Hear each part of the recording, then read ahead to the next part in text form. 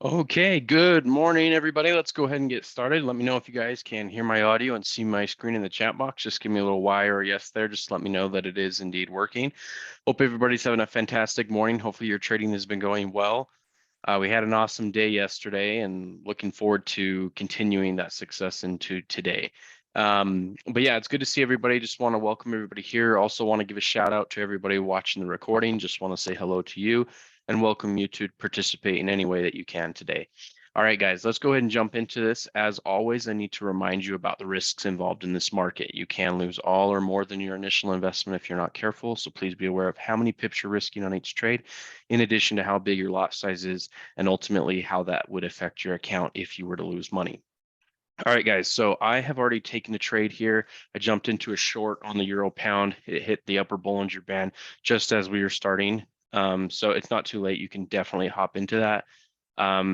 So I've gone with this one. The euro franc technically had a setup, but it was a little bit before we started the webinar. Like let's see, when was this one? This one happened about 20 minutes ago, maybe 15 minutes ago. So really, I mean, sure, it's a banker's close setup, but it wouldn't have been one that we would have been able to take in the webinar today. So, but yeah, the euro pound short looks really good. We'll talk about why that's a good one. So I've taken my starter position. I've added, it's like 9 trades at 0.02 contracts a piece on this account. So that's going to be my trade so far. I'm going to let that run. I'll show you where I'm looking to take profits on this one. Perfect. And then the pound franc's kind of a mess, as you can see over here. It's kind of in the middle, Bollinger Band, upper Bollinger Band. I mean, it's just right in the middle. There really isn't a true setup unless you were to go back, say, like if you went back 15 minutes ago, yeah, you had a setup. We were hitting that upper Bollinger Band up into a supply area, so that one would have made some sense to go ahead and execute a trade there. But yeah, I've gone with the euro pound short so far. Let's actually pull up Trading View so we can take a look at that. And we've got a lot of updates today. You know, we got to talk about our swing trades. We had one trip into about an hour ago, which is really exciting. So a lot of good stuff to talk about. We had a great bankers close trade yesterday. A lot of good stuff. So let's jump into I was going to show you the euro pound, right? Let's break down the euro pound as far as the bankers close goes. So you can see this thing is drifting down, down, down, down. It's just coming down. And one other thing that I really like on this higher time frame, and then we'll jump down to a lower time frame. But what I like up here is the fact that you're making these lower lows and lower highs, right? So there is technically a supply area right about in kind of in this area. And every time the market comes up into there, what happens? Boom, it just gets slammed to the downside, right? So that is not a good sign if you're a buyer. It's a great sign if you're a seller, right? Which is why one of the reasons why we've elected to be sellers today. And then you can break this thing down even further on this higher time frame. You can see right here, you know, here's a high, right? And the next high is subsequently lower than the previous high. Then this high that we're using as far as the banker's close goes is lower than the previous high. And then as far as lows go, you have low here, and then the next low, again, lower than the previous low. And then you got this low, again, lower than the previous low. Not a good sign if you're a bull, great sign if you're a bear, okay? Which we are. So the only downside to this trade that I see on the higher time frame is the fact that you are indeed coming into a demand area, right? So that is demand, absolutely demand on a higher time frame. The thing is, though, normally if that demand were to be respected and the market liked that demand area, what would you expect to happen at that level? Well, you would see a rejection. Are we seeing that? No, we are not seeing a rejection at this demand area. So the fact that the market has come and touched demand and has basically stayed at demand, it really means there isn't a lot of demand there. So if there's not a lot of demand there, that's just the signal to the sellers to keep on selling, and that the buyers should be a little bit worried about buying there or adding a big position there. They may want to consider stopping out, taking profits if they have them. breaking even if they can. That's what a buyer should be doing right now. And the seller should be looking for great opportunities to be selling, which obviously we are on the sell side. So that's perfect. So that's the only downside though I see on the hourly. In addition to this, before I jump down to a smaller time frame, take a look at the sentiment index, right? So you've got this is IG's sentiment index. We'll also take a look at A1 Tradings, which is essentially A1 Trading. It's not A1 Trading's clients, it's MyFX Book's client data. And we're going to go take a look at MyFX Book in just a moment. But if you look at the euro pound on here, signal is bearish. Most people are long, not by a lot though.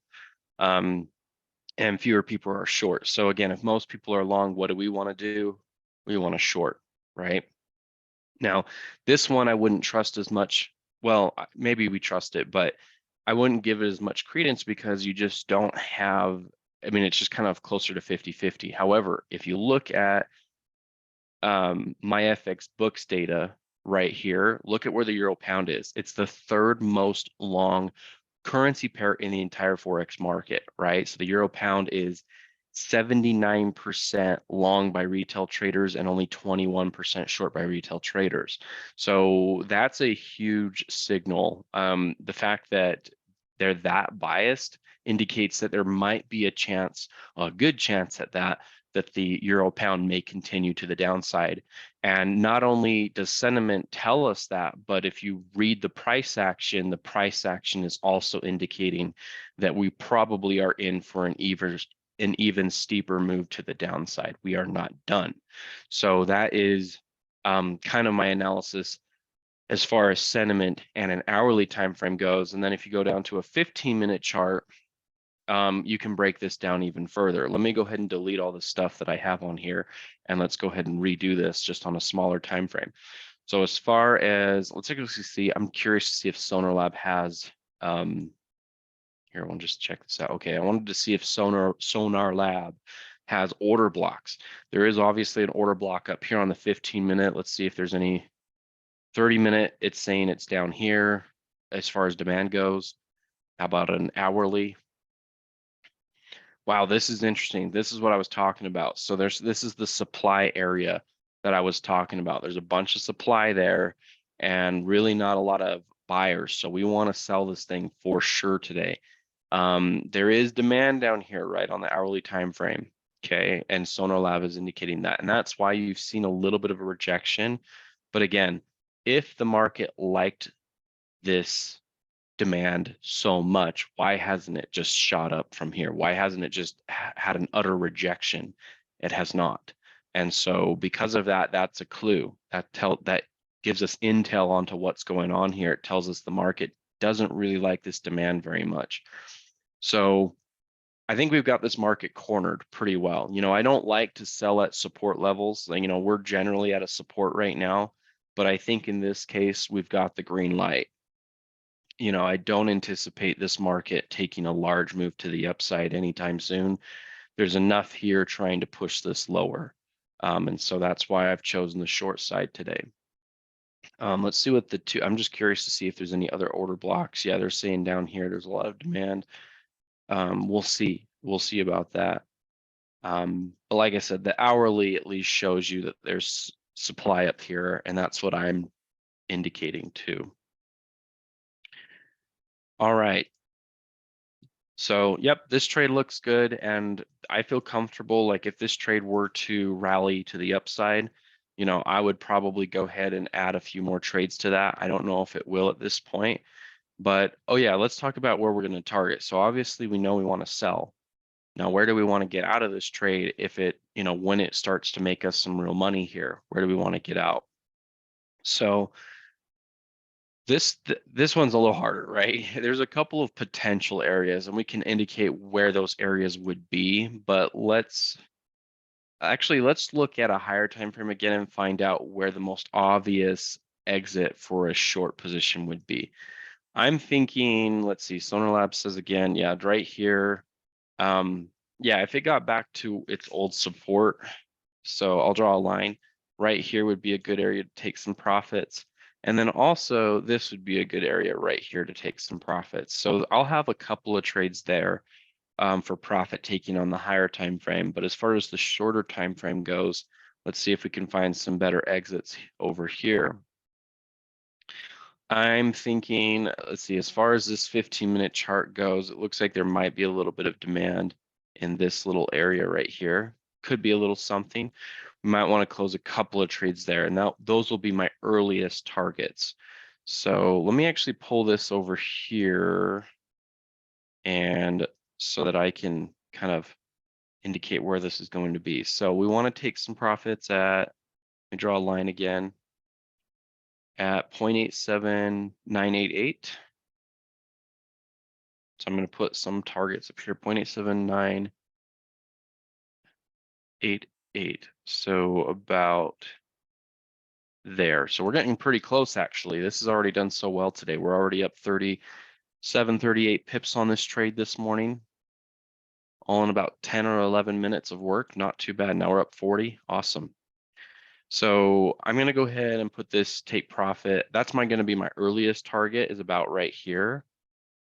So I'm going to leave some of those there, and then I'm going to kind of scatter a lot of these throughout this region. And then the other targets I have on the higher time frame are at, I've got one at 0.87848, 0.878, 0.87848 right there. Okay, perfect. And then I'm going to have one final target at 0.87718.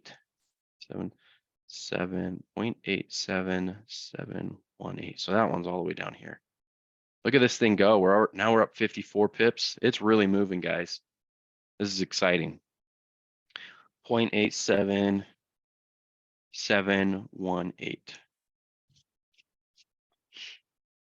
Right there. So that's my final target. And then the rest of these, I'm just going to kind of scatter in here. I do want to close most of these out in the webinar today. So I'm going to kind of ask the market to come down here and trigger us out of most of the trades right there. And then, like I said, I will have a couple of trades. Here, I'll do that. And then a couple of trades to kind of ride a little bit. All right, let's see if it can get it done. It's running into some demand here, so we'll see if it can bust through that. But that's where I want to take a lot of my take profits, is right through there. And again, based on my analysis, this looks like a real good one today. So if this thing does pop up and make another high, I would feel very comfortable adding to this trade. I don't always feel that on every other trade that I take, but this is definitely one where I would feel that level of comfort, if that makes sense. So we'll let this thing do its thing. If you look here at the Euro pound franc, look at this guy. He's now coming down, almost setting up for a long position. We'll see what he does. I might actually move some of these stop losses out. They're trailing stops, and so they've been moving closer, which is fine, but I probably should move these out just a little bit because I do plan to add to this trade if it does go against us. Just because I feel that level of comfort. We're in a lot of supply. Feel like we're in a good spot.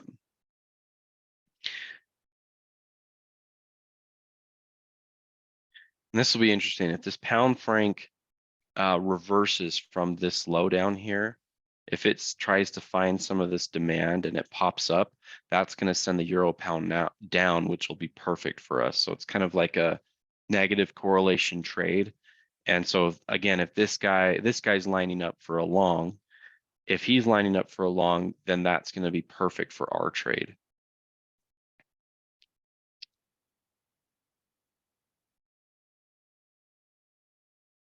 Okay. All right, so I'll let that sit and do its thing. Actually, before I let this sit and kind of go on autopilot here, I do want to let me go ahead and place some limit orders, just a few limit orders up here, so that if I'm walking away from this, I can get tripped in to a couple of trades. Again, these are just 0.02 contracts, so they're not huge. All right, that's perfect. So you look, okay, real quick illustration. So you look how quick the pound franc just wicked out of here. it came down and already is back up. That's basically what happened to the pound franc. It came back up and now it's on its way back down. So just kind of an interesting to see that negative correlation at play right there. All right, so I'm going to go ahead and watch that. I'm going to pull this over here so I can monitor it on my other screen while we go ahead and talk about some of our other trades that we have going. Okay, so let's do the USD CAD first. This is a trade we took yesterday, so it's now a little over 24 hours old. I posted it yesterday about an hour before the webinar, and it is doing great, right? We are up on this trade from where we entered right here. We are up now 48 pips on this trade, which is awesome, just super awesome. And this guy will probably continue to continue to the upside. This is just as a reminder for everybody watching, this is a, what's the reward to risk ratio on this trade? It is 3.8 to 81 to 1. So it's almost 4 to 1. So what that means is, for those of you that are new to trading or are watching the recording, when we're taking a trade that's 3 to 1 or 4 to 1, what that means is we're risking basically $1, and for every $1 we're risking, we're trying to make $3 to $4 on the trade. And if we win, that means, we didn't have to risk a ton of money to make the money that we made, right? So on this particular trade, since it's a 3.81 to 1, that means for every $3.81 that I make on this trade, I only risked $1 to get that thing done, which is where you want to be, because a lot of the times, a lot of traders, what they do is they take the trades that are exact opposite of this. They'll place a trade, an order, and the trade will, they'll risk $5 to make $1 or something like that. And they'll win a lot. They'll have a really high win rate because obviously you're going to win most of your trades at that kind of reward to risk ratio. The problem is that it's an unprofitable approach, because if you trade that way consistently, what ultimately winds up happening is when you finally hit a slew of losers, it takes an incredible amount of winners to just to break even, right? So think about this. Like, if you have 2 losers, 3 losers in a row at 1 to 5 reward to risk ratio, what that means is, that's like, think about it as units. So that's like losing 15 units. And so now you need 15 winners in a row just to break even. So as you can imagine, you're not going to make money in that type of scenario. You're just not going to make money. You're going to lose money. Whereas with this type of scenario where I'm risking 1 unit to make 3 to 4 units, if I end up losing this trade, but my next 3 or 4 trades are similar in reward to risk ratio, if for example, let's say I lose 2 trades in a row, I lose this one and I lose the next trade.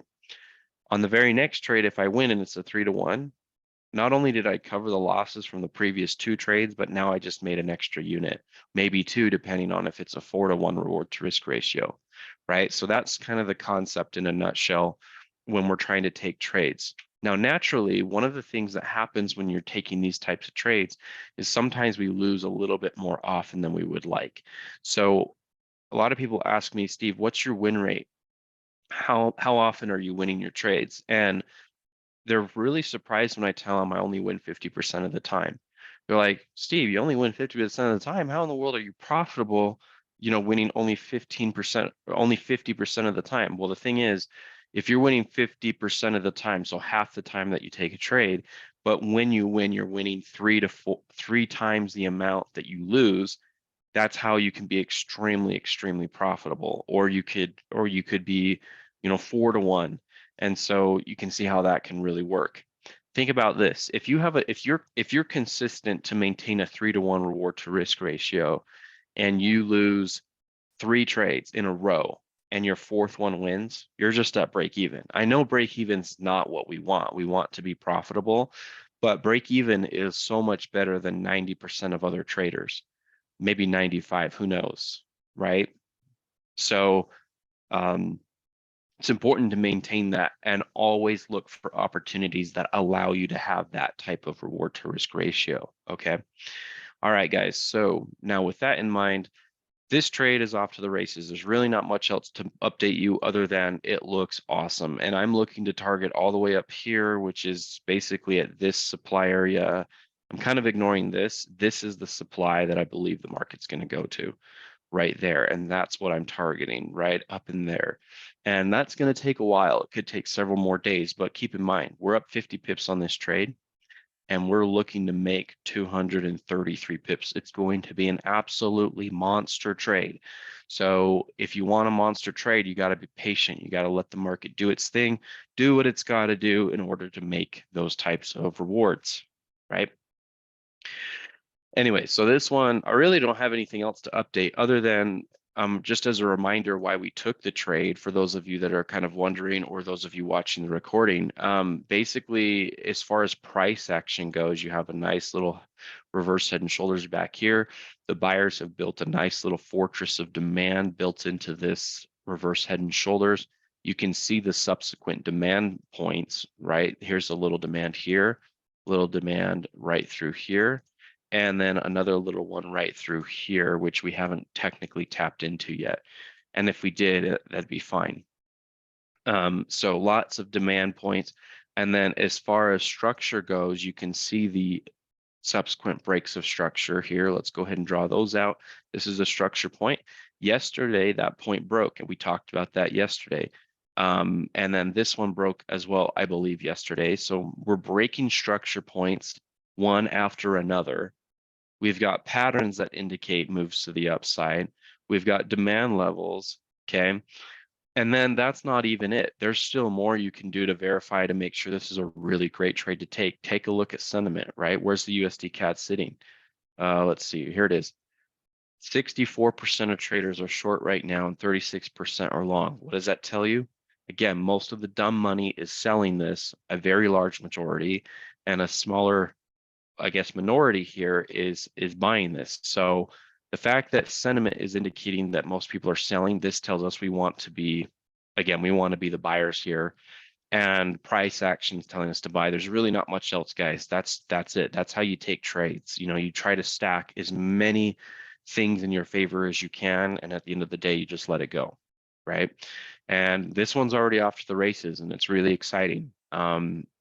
You know, it's not too late necessarily to take the trade if you want to, if you never got into it, but just keep in mind your reward to risk ratio is not going to be as good as ours. You know, we have a 3, almost 4 to 1. You might be looking at more like a between a 2 to 3 to 1 type of thing, which is not a bad trade, but it is a little bit more risky, and it's up to you if you want to take that or not. But it looks good, and I'm excited. We're going to let that thing continue to do its thing.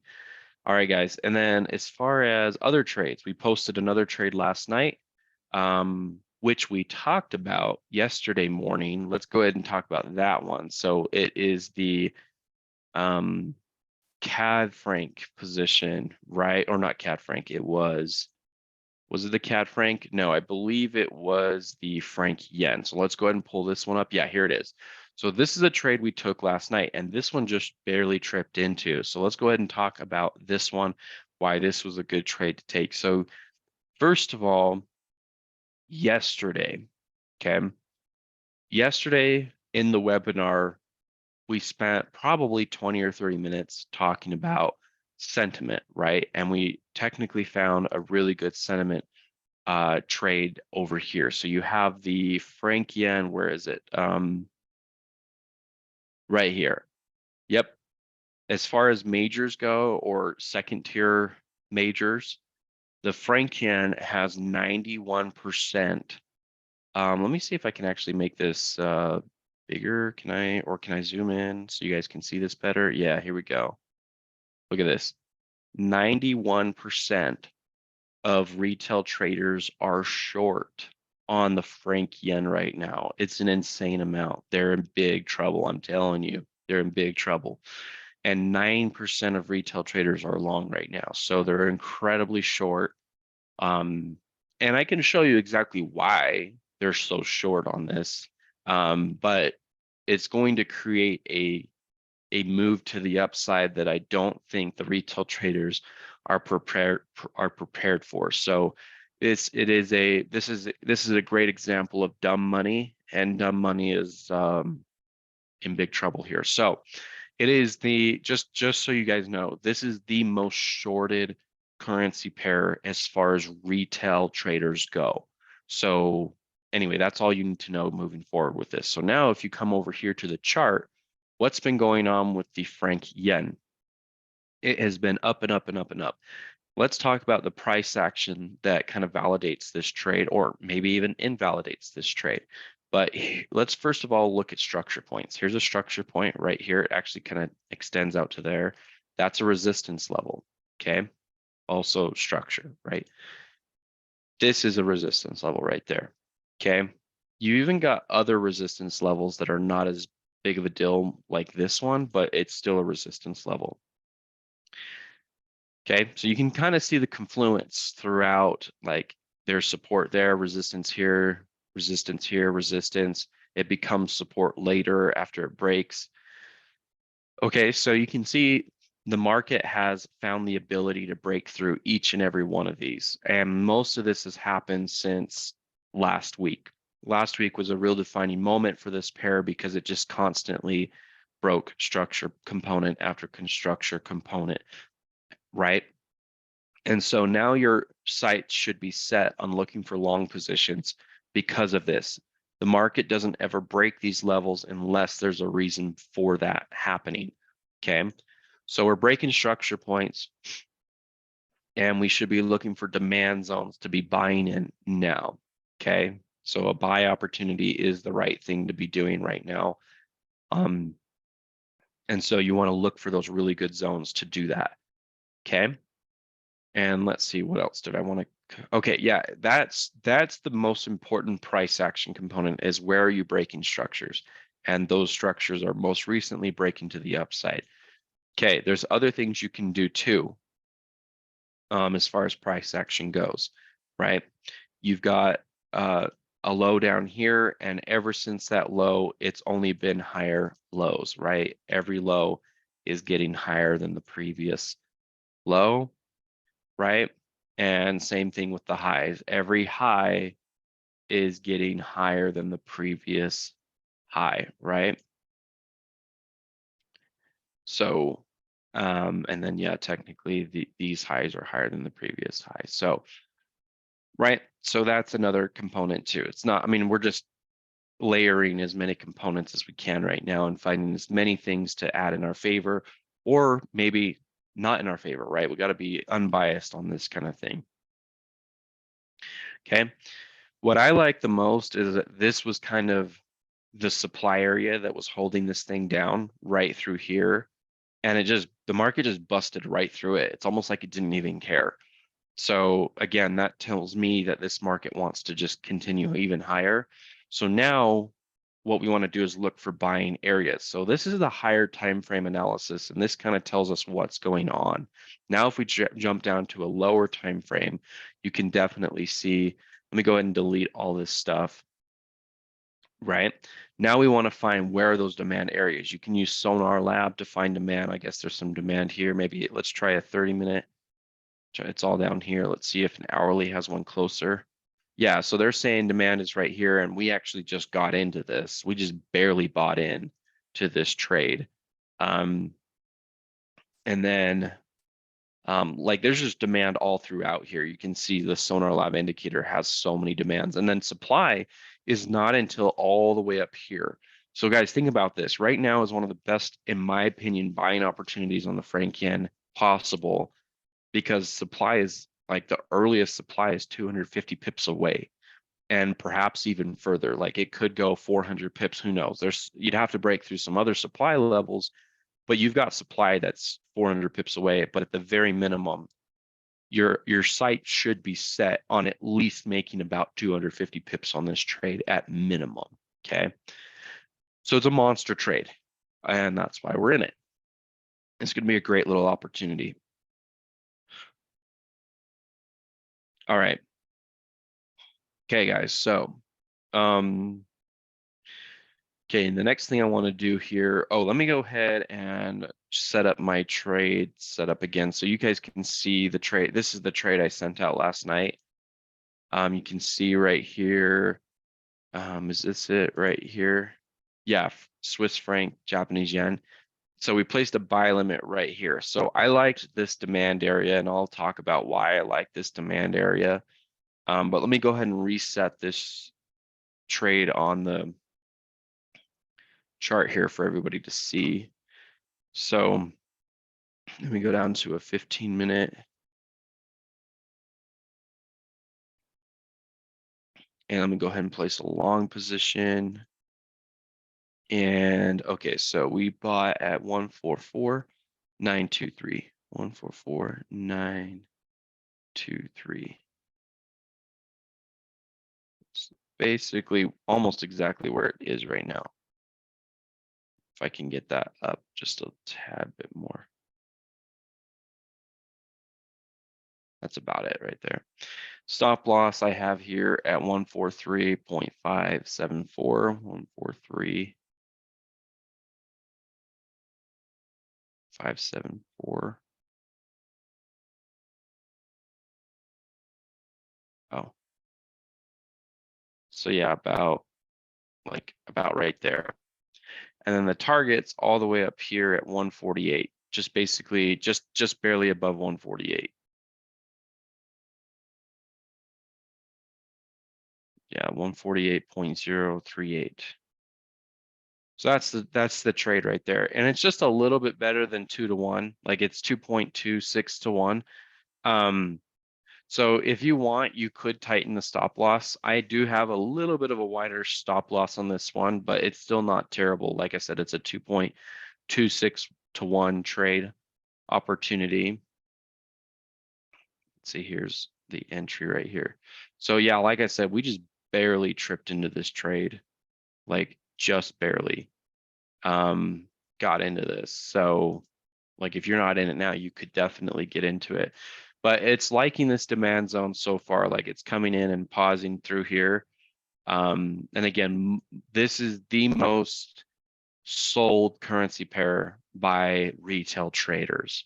So I'm definitely looking for, now that the market's dipping, definitely looking for buys. Like you do not want to miss out on buy opportunities, in my opinion. And this is a fantastic area to do it. Another really great area, if this area fails for some reason, which it could, another really great area is this. Okay, so that's the next area. So you could, if you wanted to, you could stop out like early on this one if this level didn't work. And then a secondary entry would be in this next purple area. So depending on how you want to go about doing it, there's two different options for you. What I'm going to do is just encompass this entire demand area rather than kind of tightening it up. I'm just going to have one big demand area. And the reason why I'm doing this is just because I don't want to have to reset the trade and reset the signal on the signals page. So if you want to take the liberty of keeping it tighter and actually bring the stop loss to here so you can get more like an 8 to 1, like let's see, look at that. Now it shrinks to like an 8 or 9 to 1 trade on that opportunity. Or you could do something like this and bring the stop loss to here and then put this take profit back out to 148. Then you've got a 7 or 8 to 1 on that trade. So you can get a 7 or 8 to 1 on the trade. Totally. You can absolutely do that if you want to. And I actually do recommend it just to keep your losses even tighter and get those profits even bigger when they win. But for me, as far as the signal goes, because I just don't want to have to reset the trade again, this is how I'm going to do it. I'm just encompassing the entire demand area. Okay, so let's see, what did I say again? At 144, 923 is where I got in. It's like almost exactly where the market is right now. Come on. Yeah, like right. If I can get it right there. Yes, so we're basically right at the entry. So yeah, those are a couple of different ways you guys can go about doing this trade opportunity. But it's going to be a really good one in my opinion. A very, very good trade. And again, if you reset the sentiment here, come on. The only thing that stinks about my FX book is all the ads, right? I would say, and for those of you that are new to Forex trading, my FX book is kind of like the king of it's like the phone book or the directory of Forex trading. Like I'm actually on here too, so people can actually look up my trading results and things like that. They can come and verify me on my FX book. A lot of other traders, basically they connect their trading accounts so that other people can see how they're trading, so that it's just a great way for people to see, like, get transparency, right? Because there's just a lot of people that don't trade very well. There's a lot of things that are out here and in the Forex world. So my FX book is kind of that place where you come to get verified and to find out who's verified in a way. And it's a kind of up to you to decide who's legit and who's not, because you can still, this page is being weird. I'm gonna have to reload my FX book, but it's a really nice place. I feel like most people get their news from places like my FX book.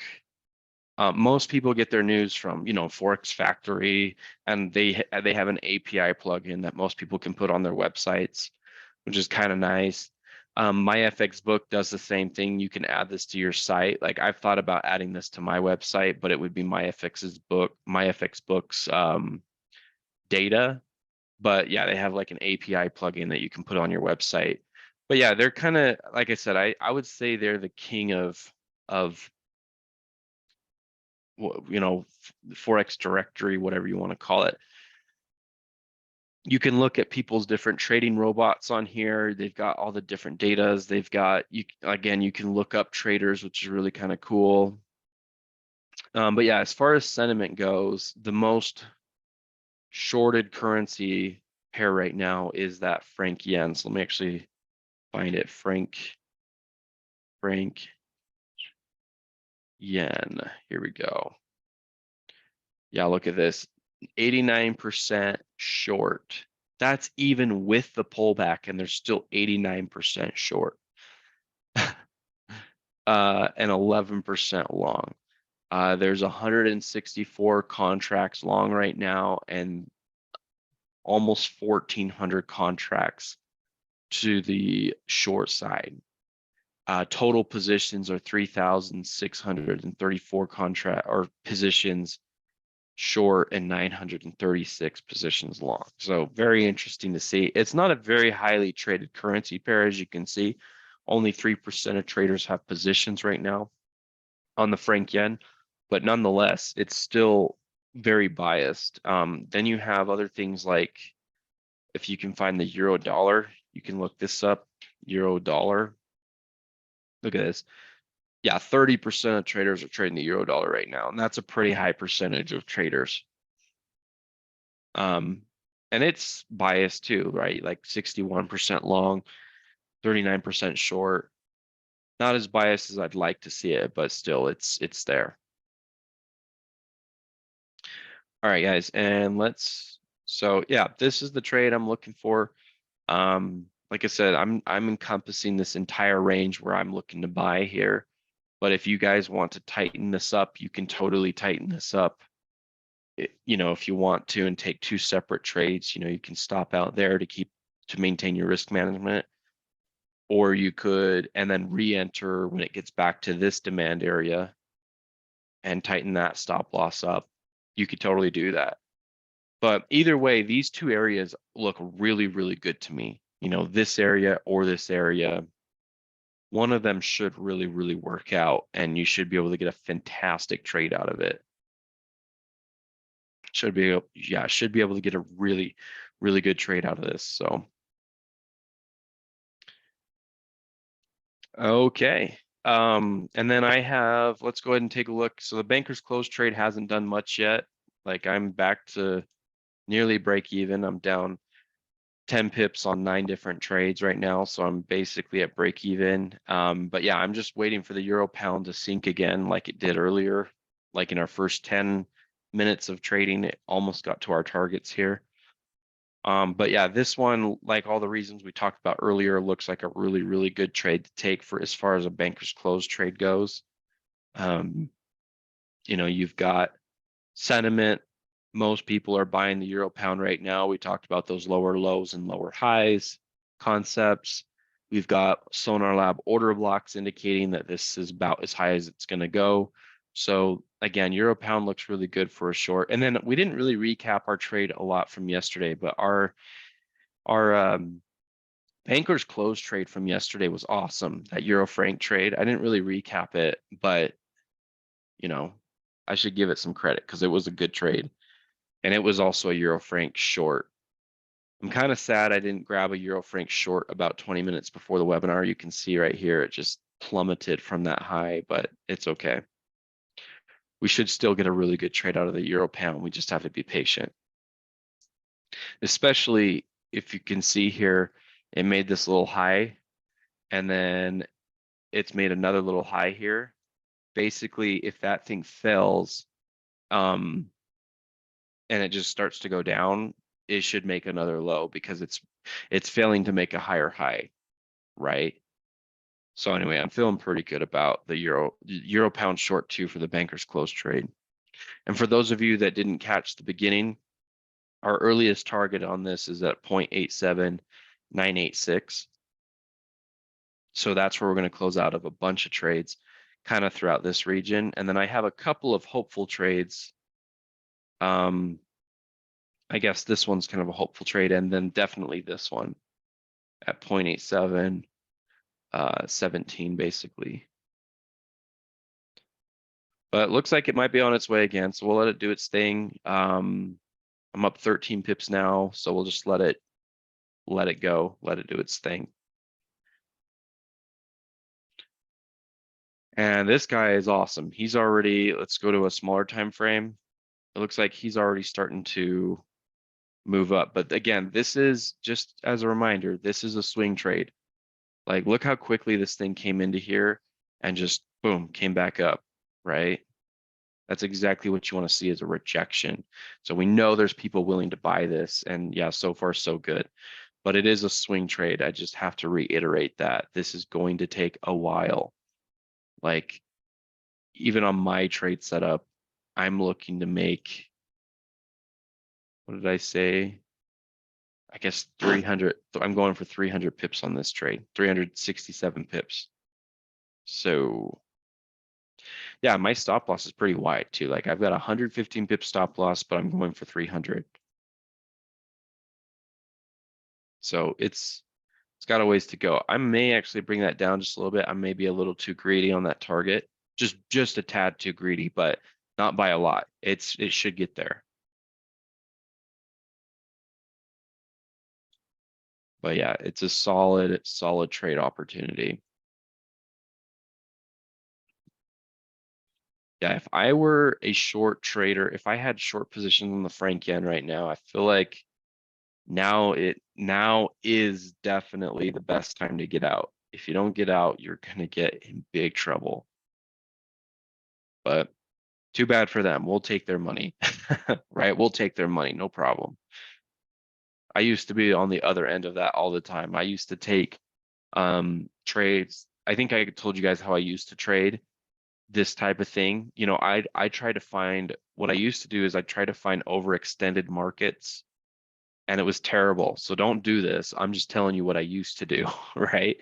What I used to do is I try to find these overextended markets, or what I subjectively thought was an overextended market. And then I would just go in and sell and sell and sell and sell and sell until my account would blow up. And sometimes I'd get it right and the market would pull back in my favor, but it was only sometimes. I usually would get myself in big, big trouble, right? And that's the way I used to trade. So now we're not doing that. We try to find really specific orders and kind of go with the market that way. All right, this is looking good, guys. We're back up to 28 pips positive on this euro pound. It's flirting with 30 here. There it is, up to 30 again. This is all on one single candlestick, so I'm pretty excited about the way this is looking.